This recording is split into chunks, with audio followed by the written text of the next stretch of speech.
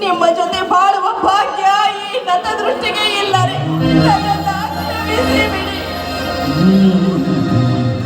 ಪವಿತ್ರ, ಅದು ಯಾರೆಂದು ಹೇಳು ಪವಿತ್ರ. ಇಲ್ಲವಾದರೆ ಬೇಗನೆ ಆಸ್ಪತ್ರೆಗಾದರೂ ಹೋಗೋಣ ನಡಿ ಪವಿತ್ರ. ನಾನು ಬದುಕುಳಿಯೋದಿಲ್ಲ. ಆಸ್ಪತ್ರೆಗೆ ಏನು ಬೇಡ. ನೋಡಿ, ನನ್ನ ಶೀಲ ಹಾಳ ಮಾಡಿ ನನ್ನನ್ನ ಚಾಕುವಿಂದ ಹಿಡಿದು ಸಾಯಿಸಿದವನು ಬೇರೆ ಯಾರು ಅಲ್ಲ. ನಾಳೆ ಮಂತ್ರಿಯಾಗಬೇಕಾದವನು ಅವನು ಮಂತ್ರಿ ಆಗಬಾರ್ದು.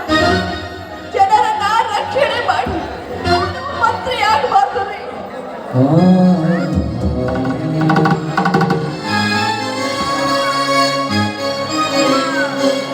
ಅಯ್ಯೋ ವಿಧಿ, ಯಾಕೆ ನನ್ನ ಬಾಳಿನಲ್ಲಿ ಎಷ್ಟೊಂದು ಕ್ರೂರಿಯಾದೆ.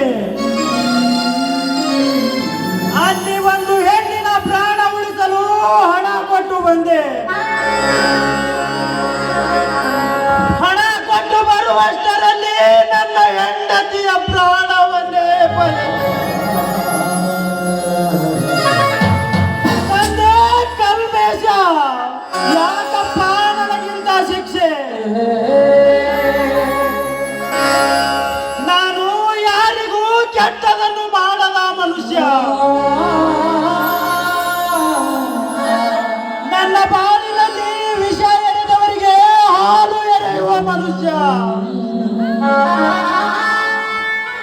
ಪವಿತ್ರ, ಅಕ್ಕಪಕ್ಕದ ಮನೆಯವರು ನಿನ್ನ ಹೆಂಡತಿ ಎಲ್ಲಿ ಎಂದು ಕೇಳಿದರೆ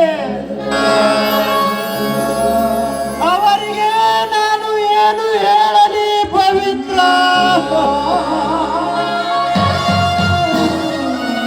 ಪವಿತ್ರ, ಅವರಿಗೆ ನಾನು ಏನು ಹೇಳುವ ಸ್ಥಿತಿಯಲ್ಲಿಲ್ಲ ಪವಿತ್ರ.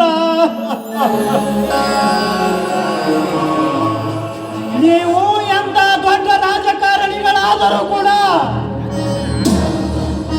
ಇಡೀ ನಿಮ್ಮ ಸರ್ಕಾರವನ್ನೇ ನಡು ರಸ್ತೆಯಲ್ಲಿ ನಿಲ್ಲಿಸಿ